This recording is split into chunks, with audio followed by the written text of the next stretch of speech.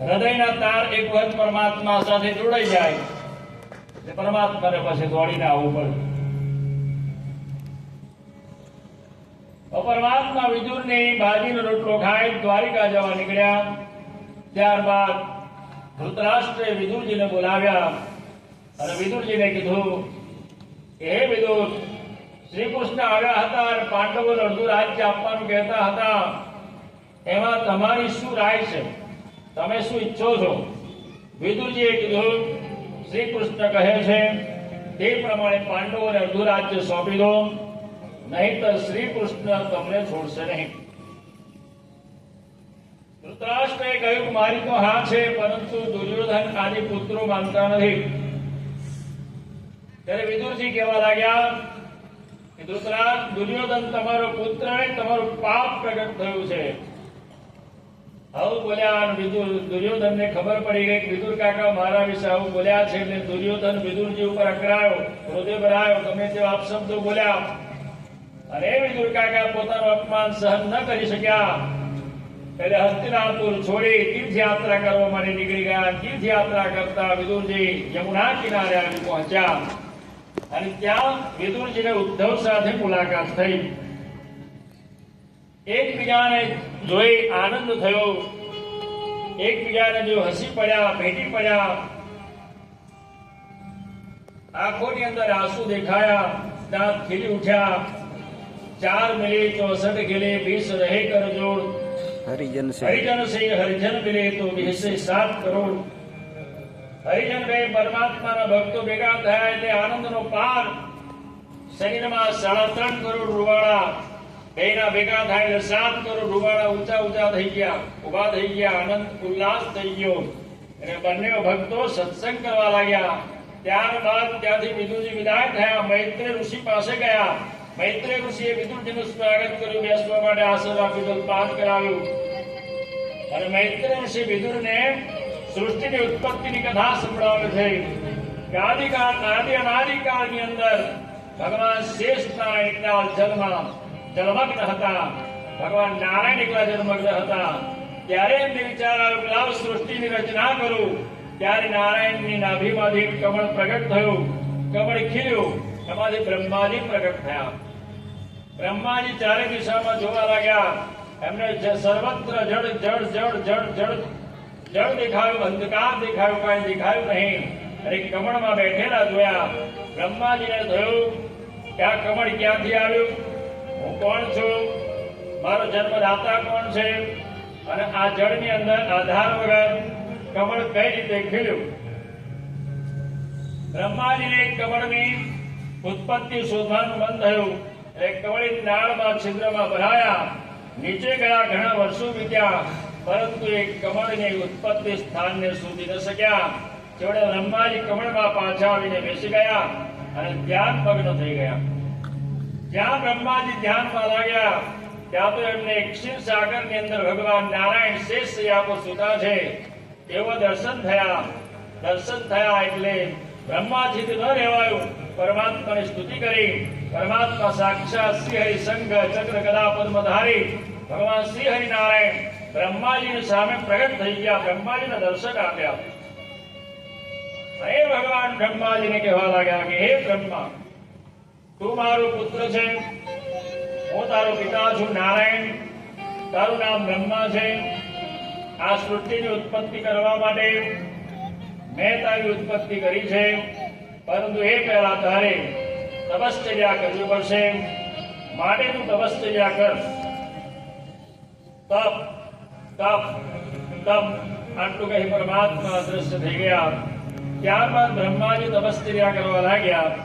100 દિવ્ય વર્ષ સુધી બ્રહ્માજીએ તપશ્ચર્યા કરી અને એ તપશ્ચર્યાના ફળથી બ્રહ્માજી સૃષ્ટિની ઉત્પત્તિ કરવા માટે સક્ષમ બન્યા. જો દેવતાઓને પણ તપશ્ચર્યા કરવી પડે છે, તો આપણે તો મનુષ્ય છે, તપશ્ચર્યા તો આપણા જીવનમાં હોવી જ જોઈએ ને. સ્વયં શંકર ભગવાન પણ ધ્યાનમાં સમાધિમાં લીન રહે છે, રામ નામમાં ડૂબેલા રહે છે. મહાદેવ પોતે રામ રામ મહાદેવ રામનો જપ કરે છે. વિષ્ણુ ભગવાન મહાદેવની ઉપાસના કરે, મહાદેવ વિષ્ણુ ભગવાનની ઉપાસના કરે. શિવસ્ત હૃદય હરિ હરિશ્ચ હૃદય શિવ. આ ત્રિદેવો એકબીજાની ઉપાસના કરે છે. ત્યારબાદ બ્રહ્માજી તપશ્ચર્યા કર્યા પછી સૃષ્ટિની ઉત્પત્તિ કરે છે. અને સૌ પ્રથમ સૃષ્ટિની ઉત્પત્તિ કરવામાં બ્રહ્માજીએ પહેલા 4 માણસ પુત્રોને ઉત્પન્ન કર્યા. સનક, સનંદન, સનાતન, સનત કુમાર 4 માણસ પુત્રોને ઉત્પન્ન કર્યા. અને બ્રહ્માજીએ માણસ પુત્રોને કીધું કે હે પુત્રો, તમે લગ્ન કરો અને સંસાર માળો, પ્રજાની ઉત્પત્તિ કરો. ત્યારે માણસ પુત્રોએ લગ્ન કરવાની ના પાડી દીધી. અમે લગ્ન નહીં કરીએ, અમે બાળ બ્રહ્મચારી રહીશું. આવો જવાબ પિતાને સનત કુમારો આપ્યો. એટલે બ્રહ્માજીને ક્રોધ આવ્યો. બ્રહ્માજીની ભ્રુકુટી ફાટી. એમાંથી એક રડતો બાળક, એક રડતા દેવ ઉત્પન્ન થયા. તેનું નામ છે રુદ્ર. આ રુદ્ર એ વિનાશના દેવ છે, અહંકાર તત્વના દેવ છે, તામસ તત્વના દેવ છે, ભૂત પ્રેત પિશાચ આદિ ના ઉત્પત્તિ કરનારા દેવ છે. અને તેથી જ ભગવાનને ભૂતનાથ પણ કહેવાય છે. ત્યારબાદ બ્રહ્માજીએ પોતાના શરીરના જુદા જુદા અંગોમાંથી 10 માણસ પુત્રો ઉત્પન્ન કર્યા. તેમનું નામ છે મરીચી, અત્રિ, અંગિરા, પુલત્સ્ય, પુલહ, ક્રતુ, વસિષ્ઠ, દક્ષ, નારદ અને ભૃગુ. આ બધા 10 પુત્રો, માણસ પુત્રો શરીરના જુદા જુદા અંગોમાંથી ઉત્પન્ન કર્યા. ત્યારબાદ બ્રહ્માજીએ પોતાના શરીરમાંથી ધર્મ, અધર્મ, કામ, ક્રોધ, લોભ, મોહ અને પાપને ઉત્પન્ન કર્યા. ત્યારબાદ બ્રહ્માજીએ દેવતાઓને ઉત્પન્ન કર્યા. ત્યારબાદ બ્રહ્માજીએ નાગોને ઉત્પન્ન કર્યા. ત્યારબાદ યક્ષોને ઉત્પન્ન કર્યા. ત્યારબાદ ગંધર્વોને ઉત્પન્ન કર્યા. ત્યારબાદ ગંધર્વો પછી કિન્નરો, ચારણો આ બધાને ઉત્પન્ન કર્યા. ભૂત પ્રેત પિશાચની સૃષ્ટિ તો મહાદેવ ઉત્પન્ન કરી દીધી હતી. આ બધાને ઉત્પન્ન કર્યા. ત્યાર પછી બ્રહ્માજીએ વિચાર્યું કે આ બધાને ઉત્પન્ન કરી મમ્મની વ્યવસ્થા જોઈશે ને, જમવા માટે તો જોઈશે ને. એટલે અનેક પ્રકારના ધાન્ય ઉત્પન્ન કર્યા, અનાજ ઉત્પન્ન કર્યું. ત્યાર પછી ફળ આપનારા વૃક્ષો ઉત્પન્ન કર્યા, ફૂલ આપનારા વૃક્ષો ઉત્પન્ન કર્યા. આ બધું ઉત્પન્ન કર્યું. સૂકા મેવાના વૃક્ષો ઉત્પન્ન કર્યા, શાકભાજીના વૃક્ષો ઉત્પન્ન કર્યા, ફળ આપનારા વૃક્ષો ઉત્પન્ન કર્યા. આ બધું બ્રહ્માજીએ ઉત્પન્ન કર્યું. અનેક પ્રકારની ઔષધિ આપનારા વૃક્ષો, દિવ્ય જડીબુટ્ટીઓ પણ બ્રહ્માજી ઉત્પન્ન કરી. આ બધું ઉત્પન્ન કર્યું. ત્યાર પછી બ્રહ્માજીને થયું કે હજી વધારે સૃષ્ટિની ઉત્પત્તિ મારે કરવી છે. આવું વિચાર્યું. ત્યાં તો બ્રહ્માજીના શરીરમાંથી જમણા ભાગમાંથી પુરુષ ઉત્પન્ન થયો, ડાબા ભાગમાંથી સ્ત્રી ઉત્પન્ન થઈ. તેનું નામ છે મનુ અને શતરૂપા. આ પૃથ્વી પરનું પહેલું જોડું છે.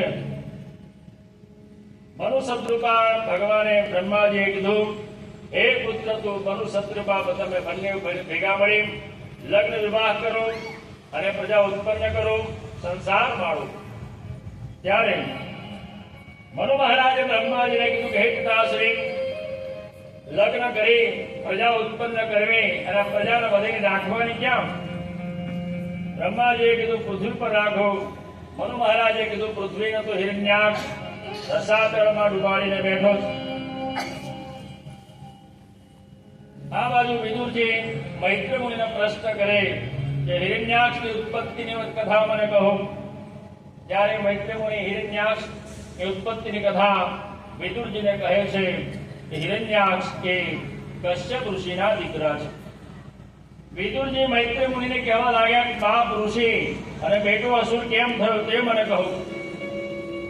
ત્યારે મૈત્રી મુનિ કહેવા લાગ્યા, એક દિવસ કશ્યપ ઋષિ સાયંકાળે સંધ્યા પૂજન કરી રહ્યા હતા. ત્યારે પુત્રની કામનાથી દીતી એમની પાસે આવી અને દીતી પોતાના પતિને કહેવા લાગી, અત્યારે ને અત્યારે તમારી પૂજા પાઠ સંધ્યા બધું મૂકી દો અને મારી સાથે સમાગમ કરો, મને ગર્ભવતી બનાવો, હું પુત્ર કામનાથી પીડાઉં છું.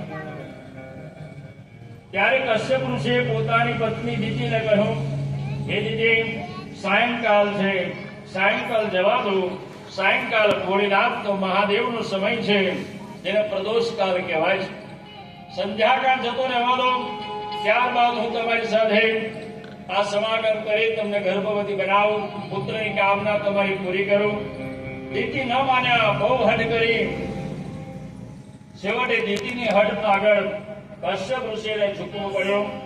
સંધ્યા પૂજા પાઠ સાયંકાળે બધું મૂકી દેવું પડ્યું અને એમની સાથે સમાગમ કર્યો. સમાગમ કર્યા પછી કશ્યપ ઋષિને ક્રોધ આવ્યો અને પોતાની પત્ની દીતિને શ્રાપ આપ્યો કે હે દીતિ, સંધ્યાકાળે તારે લીધે મારે આ પાપ કર્મ કરવું પડ્યું છે. જ્યાં હું તને શ્રાપ આપું છું, આ ગર્ભથી તને 2 પુત્રો ઉત્પન્ન થશે અને બંને અસુર જન્મ લેશે. હવે શ્રાપ આપી દીધો એટલે દીતિ કશ્યપ ઋષિના પગમાં પડી ક્ષમા માંગી, માફી માંગી. મને ક્ષમા કરો, ક્ષમા કરો. હું પુત્ર મોહની અંદર આંધળી થઈ ગઈ હતી અને તમને મૈથુન માટે તત્પર કર્યા એ બદલ મને ક્ષમા કરો. કશ્યપ ઋષિને પત્ની ઉપર દયા આવી. કશ્યપ ઋષિએ કીધું કે મારો શ્રાપ મિથ્યા નહીં જાય. તમારે ત્યાં 2 પુત્રો જન્મ લેશે અને બંને અસુર યોનિના જન્મ લેશે. પરંતુ એક કૃપા કરું છું, તમને તમારી ભૂલ સમજાય છે, માફી માંગી છે. એક કૃપા કરું છું, તમારા પુત્રનો પુત્ર મહાન ભક્ત થશે. આટલું કહી કશ્યપ ઋષિ સ્નાન કરવા માટે ચાલ્યા ગયા. આ કથા ઉપરથી આપણે શું બોધ લેવાનું છે? સાયંકાલ, પ્રાતઃકાલ, મધ્યાહન કાલે પતિ પત્નીએ સંસારમાં રહેવા છતાંય બ્રહ્મચર્ય વ્રતનું પાલન કરવું જોઈએ. સાયંકાળ, પ્રાતઃકાળ, મધ્યાહન કાળ, એકાદશી, દ્વાદશી, અમાસ, પૂનમ, ગ્રહણ, પછી નવરાત્રી, શિવરાત્રી, રામનવમી, જન્માષ્ટમી, આવા ઉત્સવ પર્વો આવતા હોય, ભગવાનની જન્મ તિથિઓ આવતી હોય ત્યારે ગ્રહણના સમયે, સૂતકના સમયે, શ્રાદ્ધના દિવસે અને જ્યારે આવી કથા ચાલતી હોય ત્યારે પતિ પત્નીએ પણ બ્રહ્મચર્ય વ્રતનું પાલન કરવું. અન્યથા